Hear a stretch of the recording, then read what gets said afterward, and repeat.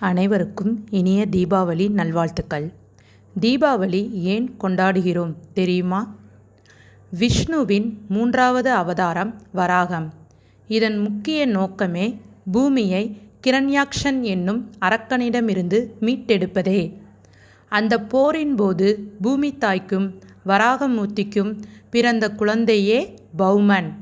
கடுமையான போர்க்களத்தில் பிறந்ததால் அரக்கர்களின் குணத்தையே பெற்றிருந்தான் பௌமன்.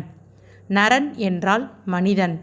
மனித வடிவத்தில் இருந்த அரக்கன் என்பதனால் நரகாசூரன் என்று அழைக்கப்பட்டான் பௌமன். சாகா வரம் வேண்டி பிரம்மனை நோக்கி தவம் இருந்தான் பௌமன். மனிதனாக பிறந்த அனைவருமே ஒரு நாள் இறக்கத்தான் வேண்டும் என்பது நியதி. எனவே அந்த வரத்தினை நிராகரித்தார் பிரம்மன்.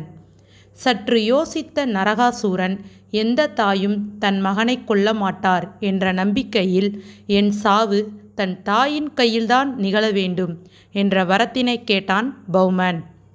அவனுடைய வேண்டுகோளை ஏற்றார் பிரம்மதேவன். பின்னர் நரகாசூரனின் கொடுங்கோல் ஆட்சி துவங்கியது. மண்ணுலகத்தையும் தேவலோகத்தையும் கைப்பற்றினான். இவனது கொடுமையை தாங்க முடியாத இந்திரன் கிருஷ்ணனிடம் முறையிட்டார்.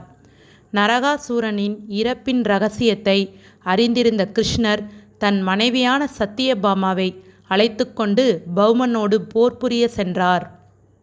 அப்பொழுது பௌமன் எய்த அம்பானது கிருஷ்ணரை தாக்க மயங்கி விழுந்தார் கிருஷ்ணர். இதனை கண்டு பொங்கி எழுந்த சத்தியபாமா தன் வாளினால் நரகாசூரனை கொன்று அழித்தார். அப்பொழுதுதான் நரகாசூரனுக்கு புரிந்தது சத்தியபாமா பூமி தாயின் மறுபிறப்பு என்று.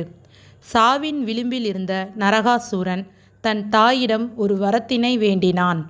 நான் இறக்கும் இந்த நாளை மனிதர்களும் தேவர்களும் தீபம் ஏற்றி இனிப்புகள் வழங்கி கொண்டாட வேண்டும் என்று.